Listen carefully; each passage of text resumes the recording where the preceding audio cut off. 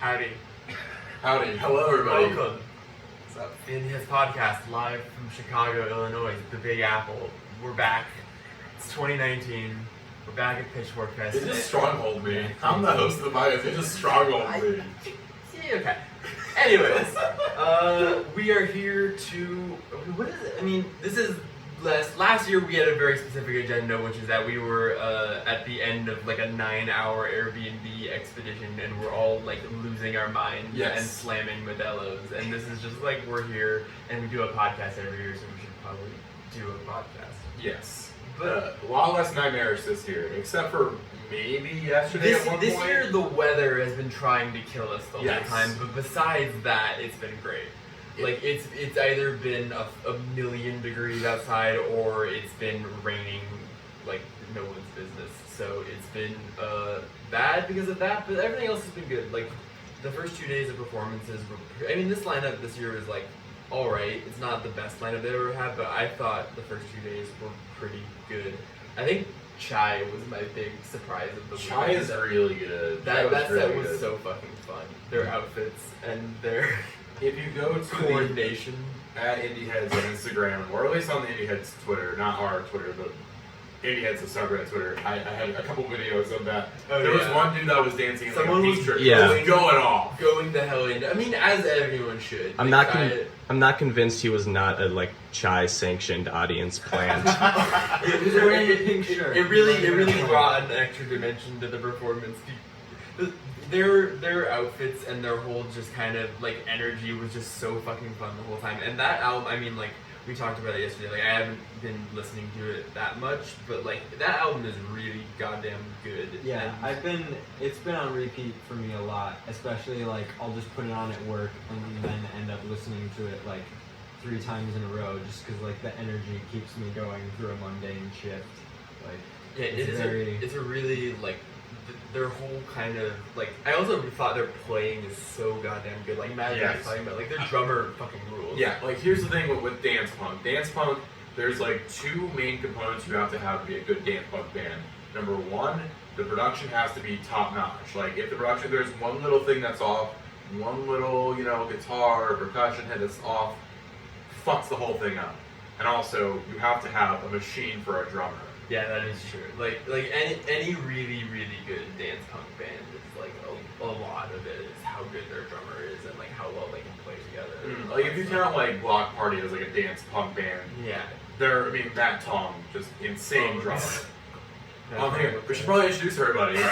True. We didn't really do that. Of course, hi, I'm Matty, at Prince on Twitter. Right. At @horse_jeans on Twitter.com, DJ Horse Jeans. Matt at Framing the Tech on Twitter. Josiah at Joe_Psy_ on Twitter.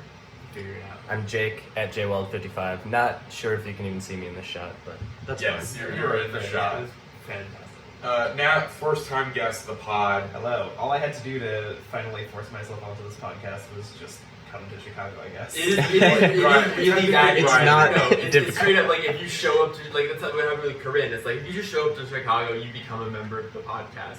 Friend of the pod. Yep. Friend of the pod becomes member of the pod. It's true. It's really easy. You either just have to bribe us or just follow us around, and then maybe we'll like it. The only podcast with 30 plus members over the course of several years. Oh yeah. Good luck keeping track of all of us throughout our 100 plus episodes. Look, I'm the only consistent here. I've been on, AJ. Well, AJ's not on this. He's not here. AJ, he's known since 10 a.m. that we're doing this podcast, or at least everyone's meeting here at 11:30. Left our group message on Red. I bulleted it on Twitter, which was like 5 minutes ago. So to be fair, he was deep in the Schlagenheim last night. This is true. That's true. So but Matt also was deep in the Schlagenheim. So AJ has no excuses. We can splice in some like slideshow pictures of AJ at the end of this.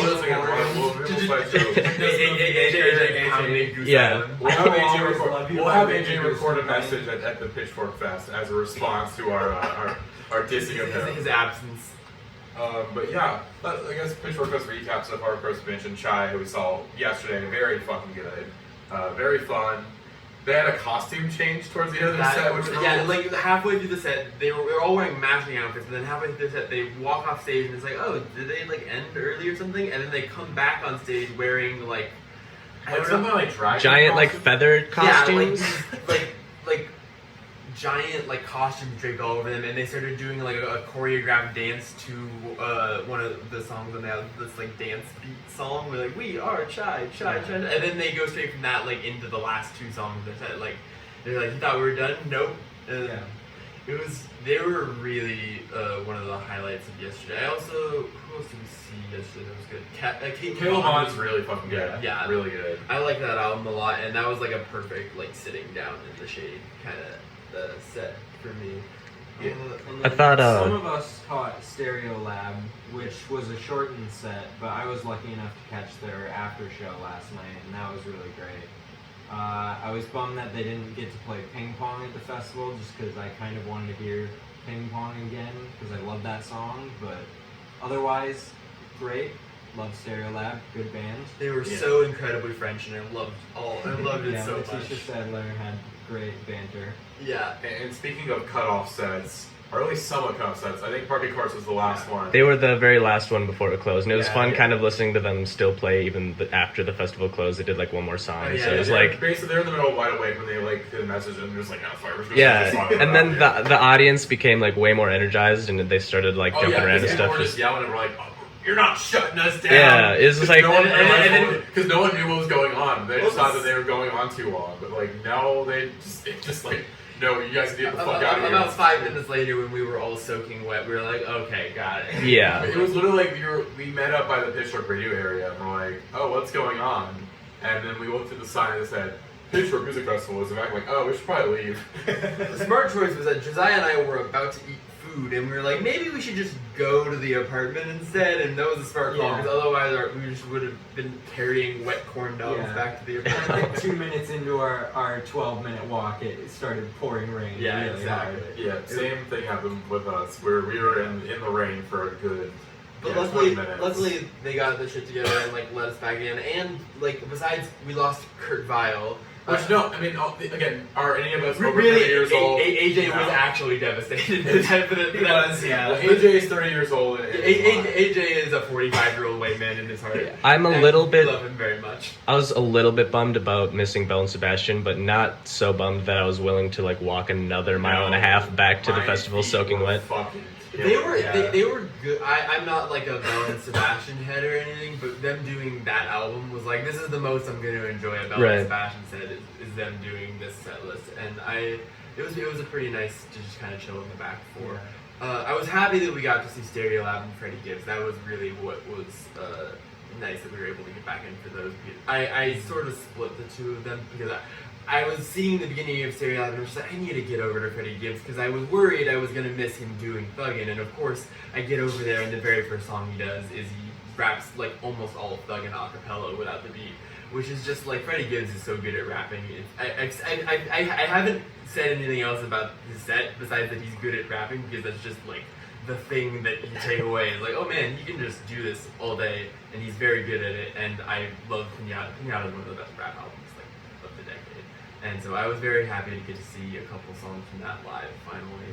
And Stereolab was also just super good. So those were the big highlights. Did y'all stick around for Isley Brothers, or did you guys? No, we left early after Bell's Fashion. We were tired boys. Yeah, pretty much. I mean, Parking Court, because like that Saturday, like I saw everyone who I wanted to see, because I didn't really care to see Freddie Gibbs, I didn't really care to see Stereolab. So like I see right now, like we just head back there, and we're like, gates are reopening. It's like, no, I'll just wait, because I saw Snail Mail last night. Yeah. But before we kind of go more forwards, let's go back to Friday, because we skipped out talking about Friday. Yeah. I was a blue working backwards. But Friday was pretty. Friday was the most I've ever sweated at a music festival maybe in my life. And a lot of rap artists who were very likely to have mosh pits, which made it kind of like you could tell the crowd just didn't have it in them to like give some of the artists the energy. I mean, which is just like if you're booking a rap artist like on a big main outdoor stage in the middle of a day in a hot festival, this just never is like going to be a good show. That's never gonna be a good kind of. The only exception was Rico Nasty. Like that crowd was fucking crazy. I think really what it was is that it was early on. Everyone showed up for Rico Nasty. Everyone used all of their energy during Rico Nasty, and then everyone was just dead for the rest of the day. Like when Pusha T's hype man was doing that DJ set and was like trying to play like a bunch of like rap songs to get the crowd all pumped up, everyone was just like, it's so fucking hot. Like just bring Pusha T. Bring Pusha T. Yeah, we can't. We don't want to move our body until we have to. Like absolutely. As I believe Earl said, it's so hot, and for what? Yeah, but Earl and Pusha T were definitely probably my favorite sets of Friday. Those were both. I mean, I caught a little Julia Holter and Earl was the worst conflict of the weekend for Worst sure. conflict. What I saw of both of those sets was really incredible. Like Earl did basically all of some rap songs. Yeah. Really a lot of the standout tracks and plus. Even a lot of unreleased stuff too. It sounded like. There were unreleased stuff or stuff that's like kind of leaks and. There were either a couple things that I didn't. I thought he did. Did he do a song from Solace or something? I think he did a couple weird. I can't remember the name of Solace. I know he did Win in My Sails. The thing that I really liked about the Earl set, one shout out to Black Noise, who is Earl's DJ and also DJed at a party in my friend's basement once. But he's really good DJ, and like the thing that he was doing throughout the set was like really mixing in between Earl's songs well, where like it created sort of this kind of seamless feeling that you get listening to some rap songs, where it's like this little short like vignette of a song that sort of just seamlessly flows into another kind of soul sample thing, and like he would sometimes like slow down the end of a song or like do something like bring the sample in kind of a cool way, and I really just.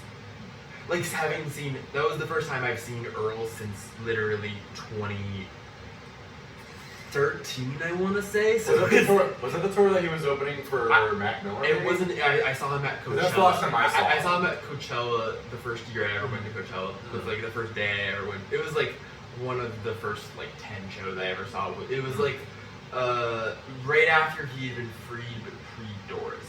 Like in that kind of zone, and it was literally like seeing a different. Like he's changed a lot over the years, and it was really cool seeing this show because it felt like the first time I've seen him live, and in a way that's reflecting kind of the current state of his stuff. Yeah. And like he's really good live too. Like he brings more energy into some rap because like obviously a lot of those recordings he's trying to capture the like dejected feeling, and when he's doing it live, he brings a little more energy into it, which made it more fun.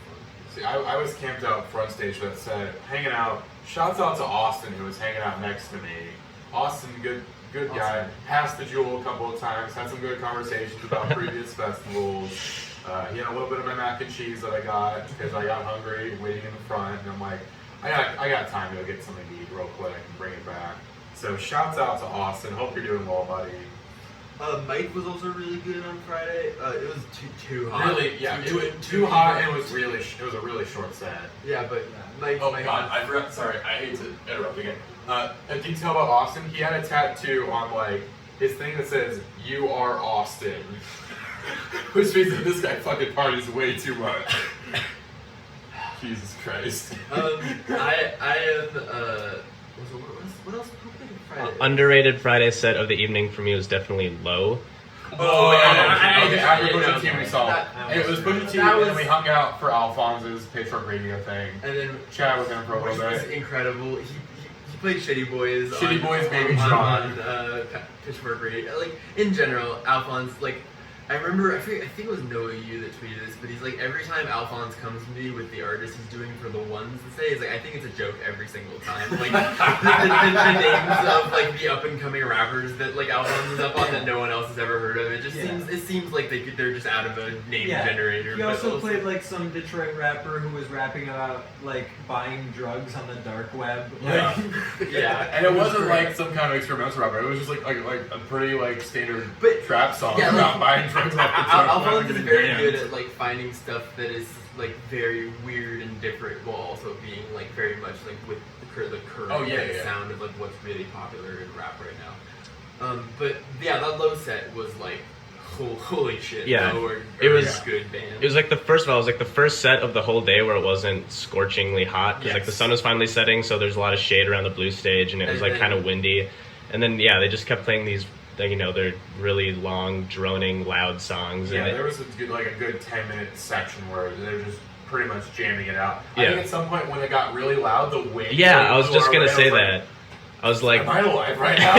Oh yeah, like I texted Lily afterward and said it was like 5 minutes, but apparently it was much closer to like 10. Like I just kind of They just lost kept going. sense of time. There's a part.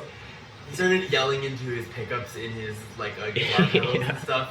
Like he was just going all the way in on that set. That was I had Probably like maybe for the most best of the I've sets yesterday earplugs, and I think that was the only set that like may have caused some damage in spite of those. Of all the things that I was bummed to miss out on, because I had flight delays like AJ, because it's been a total mess here this weekend.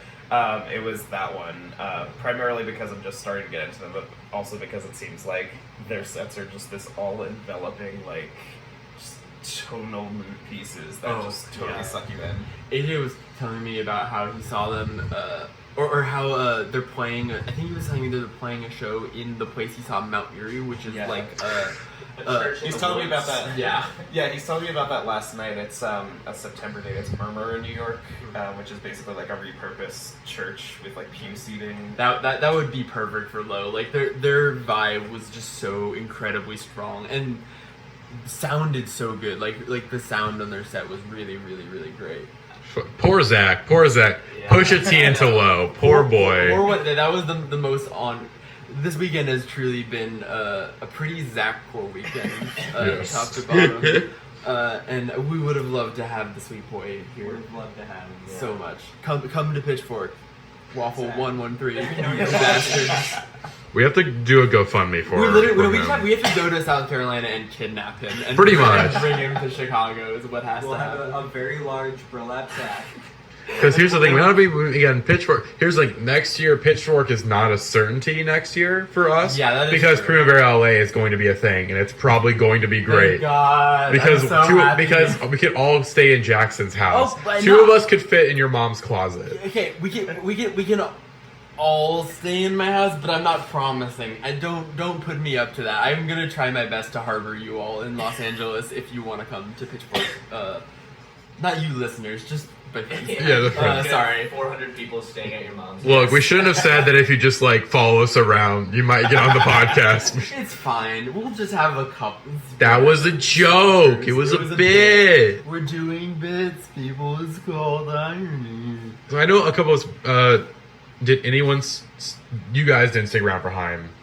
No, I think did no not- one in this room stuck around for Haim. I've heard it was really good. I just didn't really. I think we were walking out while they were playing. Yeah, we were walking out during the first or second song partially because I wanted to get an early spot for a Stereolab. Mm-hmm. And partly because it had been 1,000 degrees all day. That as well. That had sat there. Did you go to that DJ thing? I did not. I was tired last night. Also, There's a surprising amount of Hype fans here too. I think that's probably the most kind of merch I've seen circulating around the festival. Yeah, go Haim or go home. A lot of go Haim go home shirts. We may have undersold their potential, partially because I just don't think we are Haim's demographic. No. that's part of it. But it's also just like I like a couple of the songs on that first album a lot still. But I think they probably have a much better album than their second album in them. Mm-hmm. But like yeah, like they're a pop band like.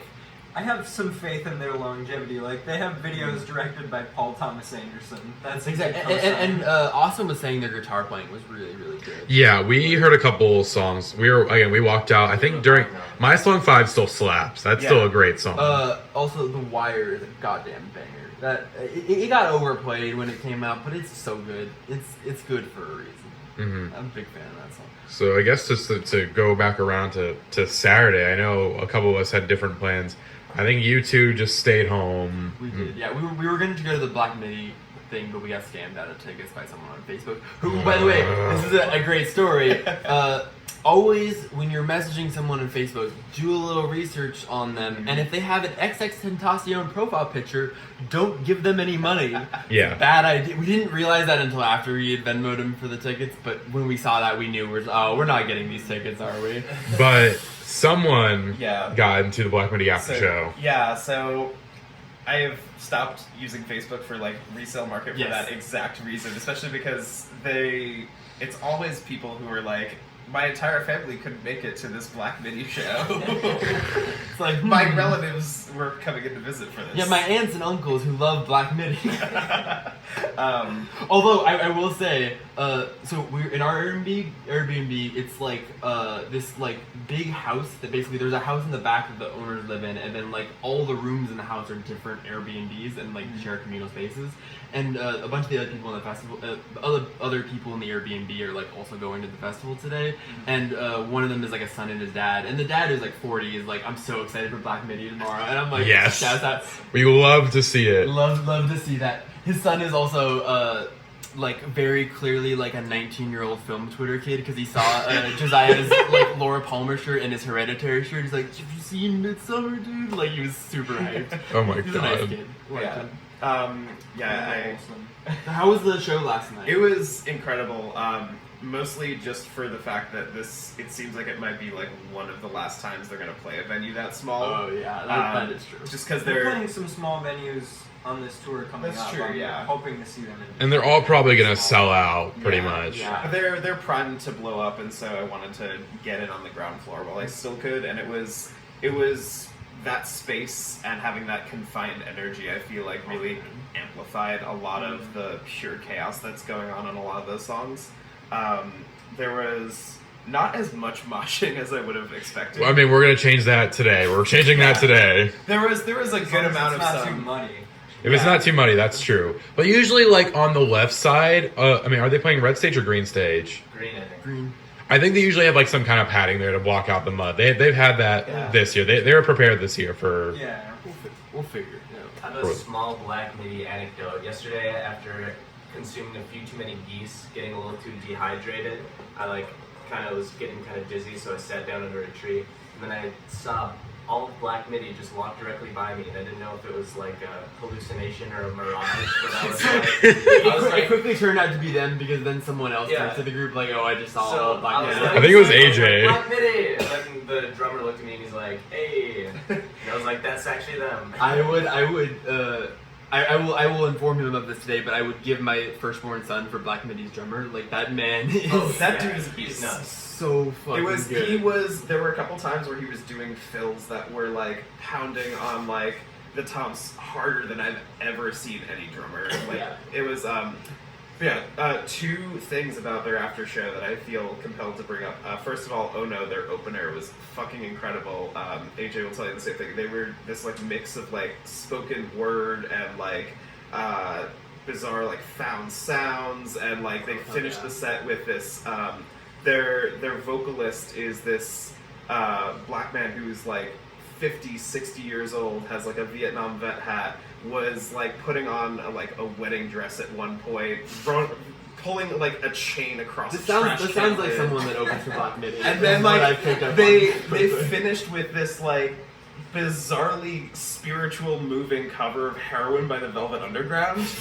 That rules. It ruled so hard. But also Black MIDI's walk-on music last night was it was this distorted, basically like fan recording of like Let's Get Ready to Rumble, and then immediately went into a mashup of the instrumental of California Girls and Charlie XCX's Girls Night Out. Oh my god, that's.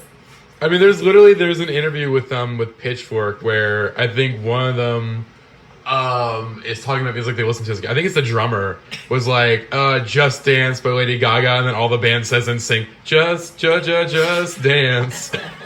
Oh my god, they're so chaotic. It's like they're just so like. They're the short gremlin kings, and we love them. I'm so ready to stand. I'm very excited. When we saw them, my girlfriend Sasha, who's in the other room, literally commented to me. She's like, "They're so small." our sweet tiny. And AJ was saying this to me. He's like, "I hope Gordy Griep is like 4 feet tall. I hope he's the tiniest man I've ever seen." That's the other thing that I love about their drummer though, is that like all the other guys in the band are like, they're incredible like live players, but they're all kind of like awkward, and I feel like they're all just kind of these like teenagers that are just playing their riffs, and then there's this drummer who's just this fireball of like energy in the middle of it, and I'm so excited to see them today. That's definitely. I think today the highlight of today is going to be Black MIDI straight into JPEG Mafia. Like, Yeah. Lord help For me. me, I don't know it's about it. Charlie XCX into Robin. Oh, I mean those are Again, the my two girlfriend's ultimate- in my girlfriend's in the bedroom right now. Charlie XCX. You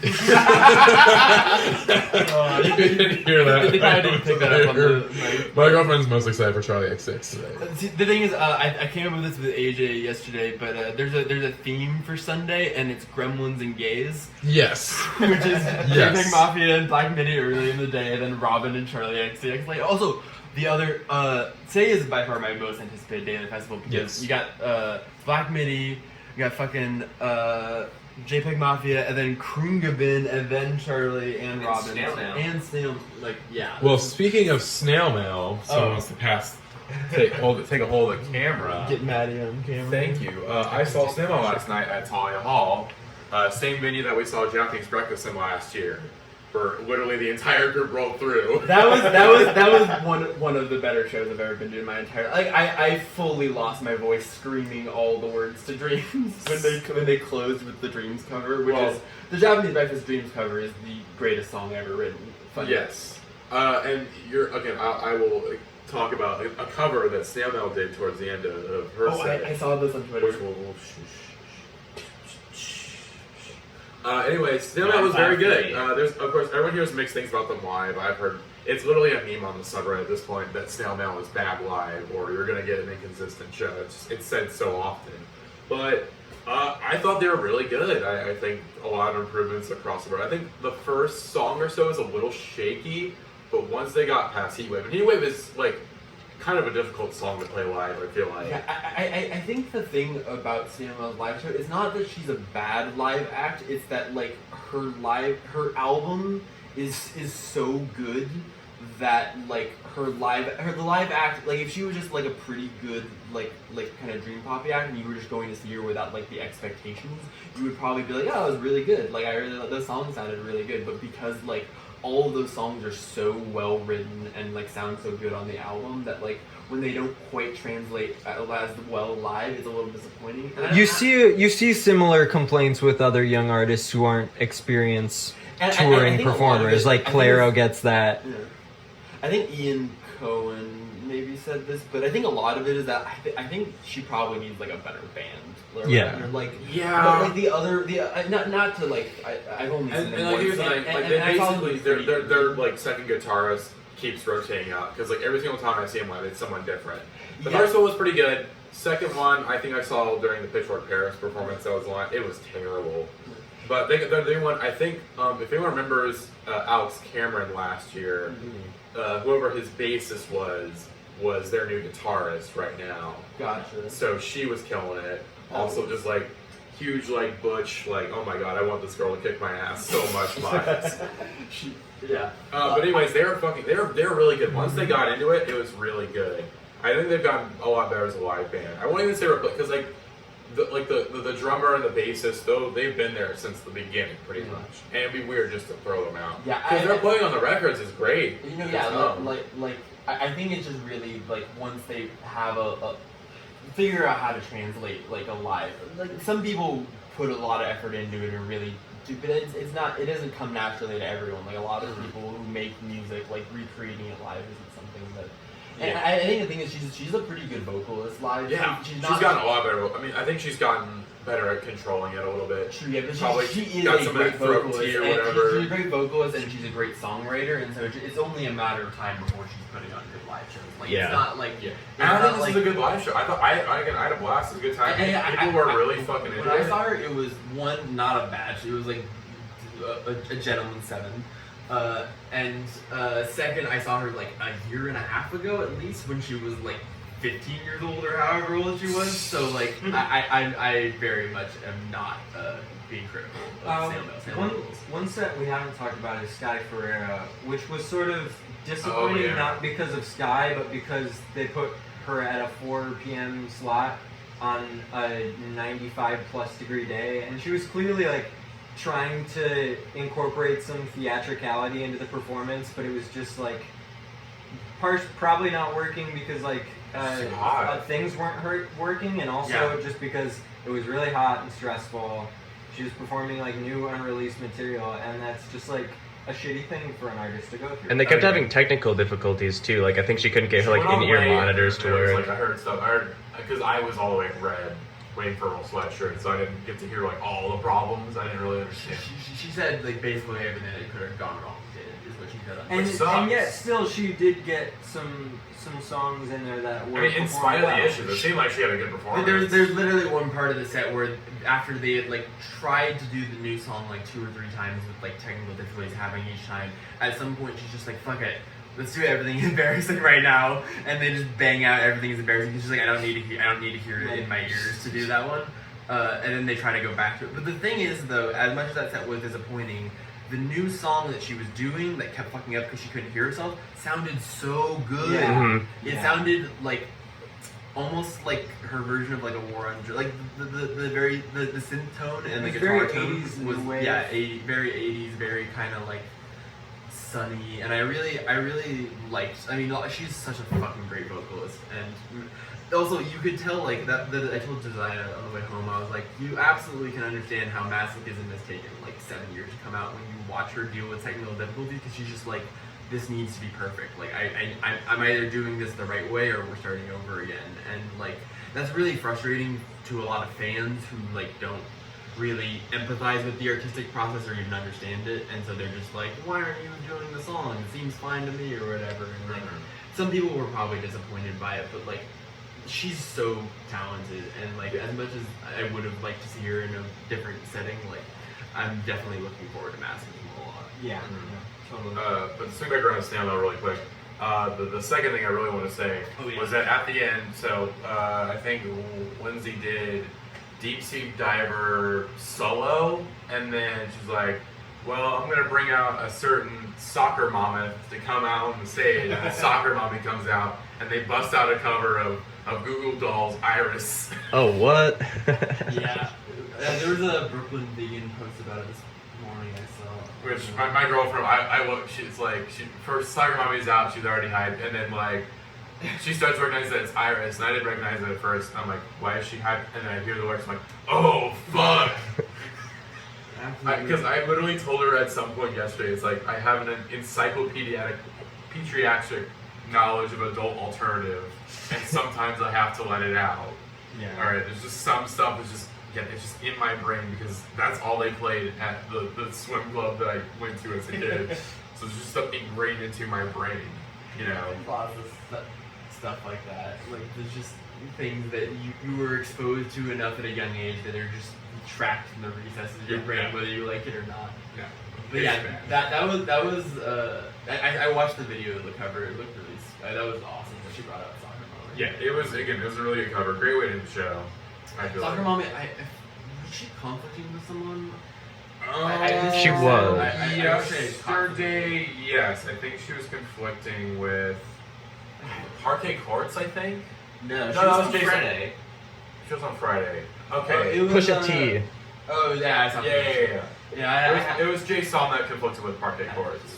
I think my girlfriend caught a little bit of both. I was deep in the pit for Parquet Courts. after the DJ set, Pusha T was awesome. Like, Oh, yeah, Pusha T was great. Pusha T is so fun live, and you remember not only how good every single song on Daytona is, but also how good every single feature he had Yeah. for like 5 years was, because he does all the good music features. He does the Runaway feature.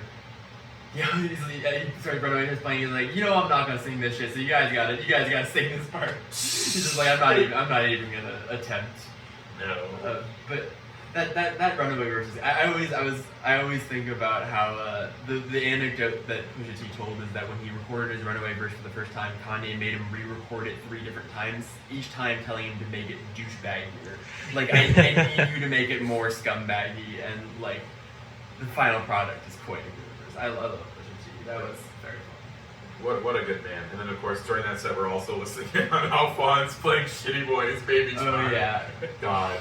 Shout out to But today is super exciting. Obviously, like Black Midi and the JPEG Mafia I will literally kill people. Yeah, and also the two artists, like, I haven't gotten a chance to see JPEG Mafia live, who I've Me heard neither. is so Yeah. good. Like, I mean, you can anyone with that kind of energy in there, even just in on the album, you could tell that live it's gonna be fucking insane. Yeah, I have friends who have been like seeing shows of his religiously since Veteran came out, and like every time I see videos of it, it's just like the entire crowd is like screaming back the lyrics to like "Baby I'm Bleeding" right that now. rules so much. Veteran was one of those albums that, like, when it first came out, I had never listened to any music before, and it's like one of those albums that just takes over your brain. Like, you just like can't stop like thinking about it and listening to it. And that was like all I listened to for a good month. And, like, because it came out in like February. It was like really early. It was like January. Maybe yeah. It was January. It was a perfectly timed thing where it just like he released this like huge monumental artistic step up right in the moment where everyone was kind of like, oh, check this out, and then everyone was like, what the fuck? Like, it helps that it was so early on the year that nothing was really out yet. It was like, oh, what's this JPEG Mafia album? It's getting some good reviews, and then you're just like, whoa. Yeah, I mean, the first time you hear what's the ODB sampling track? What's the name of it? It's not Baby I'm Bleeding. That's different. I'm forgetting. I know what song you're talking about. I just don't know the It's name. the one that samples the Old Dirty Bastard Yeah, mouth yeah, noises, yeah. where it's like that. The first time you hear that beat, and also then you're just like, what the fuck is this? And then when you hear him start rapping on it, you're like, what the fuck is this? It was like, I mean, that album is like, only Atrocity Exhibition has ever really kind of captured a similar kind of thing on a rap album. That's that same kind of like chaotic energy, weird instrumentals. But the way he sometimes seems like he's just bragging over what kind of instrumentals he can rap on. He's like, I'm gonna rap on just like a glitching like synth tone and like make it sound hard as hell, even though there's no drums on this track. Or like, I'm gonna make like these clicking sounds that I'm gonna put like all of the reverb on that one track, like Thug Tears or whatever. Like, his production is just so cool, and I'm very, very excited to push him through it. And it's good that like that's like there's a nice reprieve after that set for a good couple hours, because the sets that I want to see after that, they're all chill. It's like I can just sit down. Yeah. I'm gonna sit down. I'm gonna enjoy Whitney. Yeah, Get back up, or the 2-hour block between like when JPEG Mafia ends and Charlie XCX begins is you got Claro, you got Amen Dunes, you got Khruangbin, and you got Whitney. And, those are, like, Nana it's Cherry. sad that I want to see. I kind of want to see Amen Dunes, but at the same time, I want to make sure I kind of have like a nice. Amen fun Dunes Whitney. and Whitney is like the real white boy coalition of Sunday. Did you guys see that tweet from Jen Pelly that's like 76% of men at Pitchfork Fest are in the band Whitney? Yeah, so Whitney are like just. See, let's do a Whitney test around the room. Jake is definitely in Whitney. I am in Whitney. Everyone Josiah's not in the Whitney. Midwest is Josiah's a not member of Whitney. Jackson is definitely in Whitney. I used to be a member of Whitney, and then I left. Then I left in 2016 as I, wanted to get back into school, so, had to leave the band. Whitney, I'm really excited to see Whitney. I wasn't like crazy about Lila like when it first came out, but when I saw them at FOF, I really liked their live set. Yeah. And I think I probably will end up liking this new album of theirs, maybe.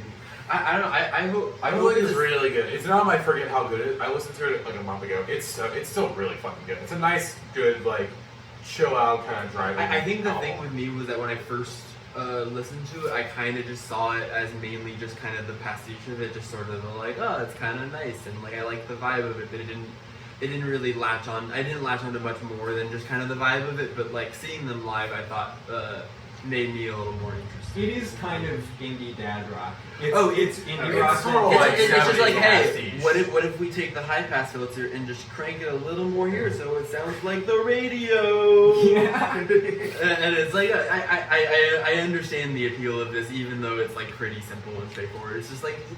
It's definitely the Jonathan Rado sound, pretty much. Oh, yeah. It's that. I mean, there's artists he's done a little like Wise Blood, like Titanic Rising. Is still fucking. It's so fucked up. Wise Blood isn't playing this year, like For real. Seriously. Well, she played in 20. I think she'll play next year. I think 2017. She played 2017. I think Seems she's too busy doing her own tour to like come through Pitchfork this year. That's true. So next year I would probably expect her to do that. But she did play Midsummer, but that was before Titanic Rising even got Julia organized. Holter played 2016 and then 2019, so they seem to like at least 3 years. Is, Yeah, like, yeah. that's when Sometimes they're- it's 2, like Blood Orange, but sometimes it's 3. Yeah. Or It if kind of depends on like the album cycle and like what the touring or if schedules you're are Run the like. Jewels at Coachella, you play like 3 years in a row for some reason. Yeah. It was. I saw him the Those first dudes year. just love getting those checks. I saw him the first And year and I was like, I- wow, that was one of the best rap shows I've ever seen. And then I saw him the second show and it was on a bigger stage and it was outdoors and it was hot and I was like, this is fine. I like this. And then I didn't see them the third time. I'm pretty sure. It's This like is a very accurate description of how I feel about them generally. I almost respect the fact that they basically from 2013 till like now, they'll just take any check they can get. All right, like okay, well let's do our random shows. Cool. We'll do fucking Coachella. Yeah, of course. We'll go open for fucking Lord. Yeah, sure. I think that thing, I understand that though, because like Killer Mike and LP were dudes that were like in rap for a good 10 years before they like were really paid attention to and like really, and like when Run the Jewels 2 came out, everyone was like, Run the Jewels are fucking best. Like everyone loved that album. Oh yeah, the first 2 albums are still really good rap. They are really good. Like the second one is not quite as good as I remember it being, but like it's so really. I like Killer Mike. It was very much of its moment, I feel. Yeah, exactly. I think that's the thing though, is that then when the third one came out, it just suddenly became clear that like the sound of music was moving past them and they were like stuck in. And I also feel like Killer Mike and LP have become a little less like beloved as person. Apparently, because Killer Mike just Well, it's mainly LP is fine. LP is still. LP is an super good. unproblematic king. I'm not saying that. I'm just saying like LP is just kind of doing his own thing. He's not like a cult figure the way he kind of. No, he's not got a fucking Netflix show called Trigger Warning. You know, which which like the first couple episodes are not bad. It's got like a little kind of Nathan For You vibe and then the social experiments and stuff.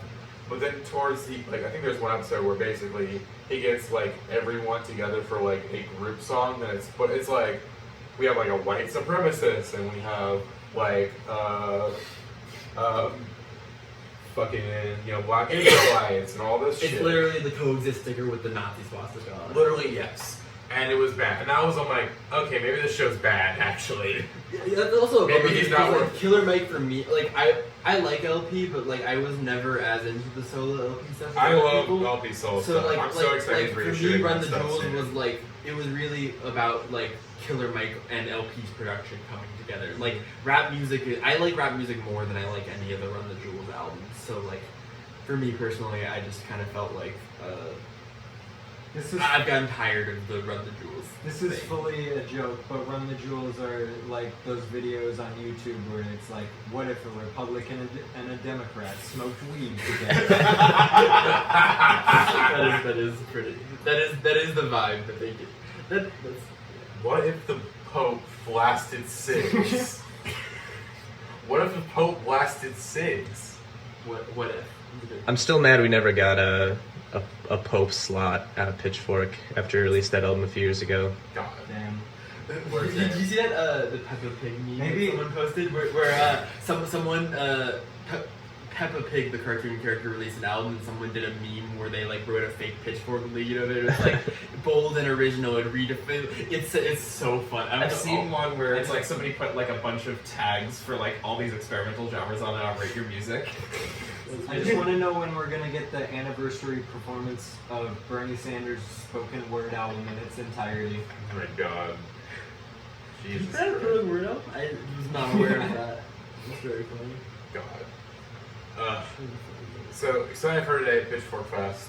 Yeah. Glad that the travel woes are over for everyone. We can enjoy this day in peace. I should say, because AJ also got his flight delayed Friday, or basically canceled, so you get like an early morning one for Friday. And like the moment I see him, we're by the Goose Island booth where you get the Wit Awake. Which, by the way, we didn't really do a review of it because I was hoping we'd all do a taste test of it together like we did with the Japan Droids beer last year. And you got there, And you were already, I'm like, damn it, Jackson, we're gonna wait. I didn't need it to be a what can But I it say? was good. It's good. I like it. Here's the thing. I mean, I don't- think is that I like it more than Japan Droids, but I'm weird. You are a crazy person. You are sacrilegious. You Yes. should not be allowed in this. Look, Dean Blunt, the Redeemer, is a favorite album of all time. You should know these I things. should know these things. The Japan Droids beer is maybe the best beer I've ever tasted. This is not even a bit. This is just, this is just sincerely like like I had like 4 of them, 5 of them each day, and they were wonderful. And I'm not even like I'm not like a big IPA person, but like I guess Canadian style pale ales, which I had never had before, are like less bitter in a way that was just like, and they were to quote the label, infinitely crushable.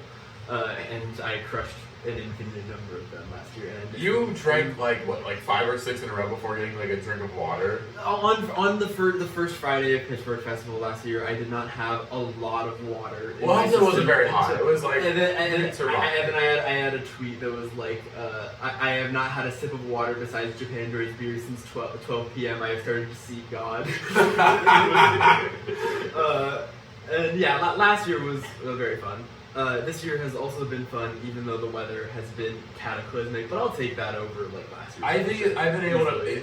I'm drinking water. I've been able to manage it. We've been out here hydrating. Does the gang Hydration is our friend this weekend. Does the gang think that Parquet Courts was the best option to have like a beer branded after them at this festival? I was expecting Whitney to get the custom beer, but Because Parquet Courts, they're Chicago. They're also more of a beer rock band.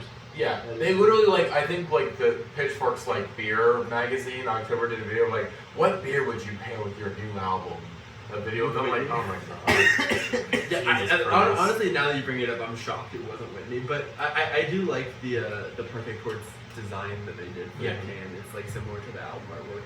Which again, A Savage like as great, obviously like a really great artist, like just a great musician, but also just like a really great artist. Yeah. Oh, like his artwork is always consistent. Like this is fucking good. Like he could make a career out of doing this. I am not the hugest Parquet Courts fan. Did they get a Grammy nomination for art? Yeah, they got a Grammy probably for like best album. I'm not like the hugest Parquet Courts fan in the world, and even I was like, that Total Football shirt they're selling in the merchant is so fucking cool. I want that. Like even like if they were a band that like more, it would be a 100% cop. Like that was that's always a highlight of this stuff. Is there anything else we need to cover? Well, speaking of who's missing this year at Pitchfork Music Festival, where are our boys are foxing? Where are our boys foxing? I mean, they got an 8.0. This year has there was no token like emo app this year, Which is why Ian Cohen's not here. Yes, exactly. I'm imagining like I was trying to think of a good movie references, but I'm imagining like the court scene of A Few Good Men, but it's just Ian Cohen trying to convince them to book boxing for Pitchfork Fest, and he's just like, you have to do it. Like Chicago is like their second home. People fucking would go to Pitchfork to see boxing. People would go to like 100. I fucking saw them in Chicago this year. They were great. One of the best shows I've been to in a long time was with Josiah and AJ. We went to the Fusion Records 10-year anniversary show this year in January, which was sort of like a mini one-day festival. Yeah, so basically like there's one like venue that has a bunch of different rooms in it. Like did this the whole venue space was like 3 different stages and like was all booked by this local like Detroit indie shows company called Fusion Production or something like that. And in one night, we saw Retirement Party, Charlie Bliss, Japanese Breakfast into Foxing, and I died. It was so great. And also, we were, as Josiah and I were pulling up to the venue that night, AJ texted me, he's like, buddy, they have $4 PBR tall boys in the venue, and we're just like, oh, we're gonna die tonight. And it was as good as expected. It was We've had a number of beers, a number of alcoholic drinks this weekend. What I think is really good. I really enjoyed it. A couple of the Goose Island stuff has been. The 312 Wheat Ale was great. Yeah, the only problem. I'll have that today probably. I haven't had that yet. I had the Natural Villain one, which I think was the Twin Peaks. It was a Jaeger. I think it's the Twin Peaks one they had a couple years ago when Twin Peaks had the custom beer, which I thought was pretty good. I like a good Jaeger. Is it Jaeger or Lager? Lager. Lager. I'm just thinking of fancy. Very different things. Lager. It was a good lager, and then we had the fruit one, which I think was what SPF. Yeah. Yeah, which I thought was pretty good too. So I will expand upon. And then we had what did we have at that Mexican restaurant? I don't know. I only eat at the Chicago Diner at Pitchfork. I'm a Chicago Diner. I noticed yesterday that more of the places have like vegan and vegetarian options, which was not the case in 2016. It was Chicago Diner or nothing. So there's like the one next to Chicago Diner has a Thai tofu wrap that I'm. I think they But- realize but that the here's the thing. demographics have shifted a little bit, where it's like we gotta have options. Here's the Yeah, thing. yeah, yeah. That type of tofu wrap may be good, but have they been meat free since '83? That's They a good have point. not, and that's just the Chicago Diner. Chicago Diner is the OG. They're I've not had their waffle fries yet. They're good. This weekend. so good. The best thing I always I was gonna get them yesterday, then we got rained out. I'm like, well, fuck. I always say vegan corn dogs are like maybe my favorite like vegan alternative meat because it's not regular corn dogs don't taste like real meat, so it's easy to or assimilate, and their vegan corn dogs bang extremely hard. The Chicago Diner buffalo wings are like still maybe my favorite buffalo wings, just definitely. in general. Yeah, they're really goddamn good. I'm gonna get some of those today. Before we wrap this up, this is gonna be probably a short podcast because we're all ready to fucking go to Pitchfork Fest. We've been watching the new season of Queer Eye. Jake and I and Saj and my girlfriend Elizabeth. We've been watching the new season. The episode we watched yesterday with a veteran whose name was it Ashton with two N's or was it Brandon. Brandon with two N's at the end. So Brandon and then he had an extra N. Oh, what's the update? There's still lightning, There continues to be lightning in the area. We will continue to hold gates. Well, we just have to. You could, as right I mean, now, it's while only- we're it's only a podcasting, we can hear lightning. So It's a 20-minute walk. eventually, hopefully, the rain will clear up, and Sunday will continue as planned. I won't be super mad unless, like, Charlie and Robin get mad. If we don't, Right now, but, like, I mean, It'll be good by the time there. I mean, here's like, it's like I need the to rain, fucking the rain see is Black Midi. the rain is supposed to clear up this afternoon, so it's just a matter of when this storm passes. Yeah. So yeah, I think that's gonna wrap up this little IRL podcast. Fuck AJ Moser, bitch ass, ain't here. We literally told him, give him good time, like be here at 11:30. Read the fucking message. I saw his little profile picture because he's got fucking little red ass background. Hey, I'm AJ. I'm double fisted it. I'm an alcoholic. All right. Or at least the Pitchfork. Again, he goes wild every fucking year at the festival. Hey, it's the freaking weekend. It is the freaking weekend. It's impossible to be an alcoholic when it's the freaking weekend. This is true. Those are the rules. And with that, we leave you. We're heading off. Well, actually, we're not heading off for sure because we're going to wait for it to stop raining. But we will be off to Pitchfork very shortly. Yes. All right. For day 3. Yes. So we will see y'all on the next pod. Peace out. Yeah.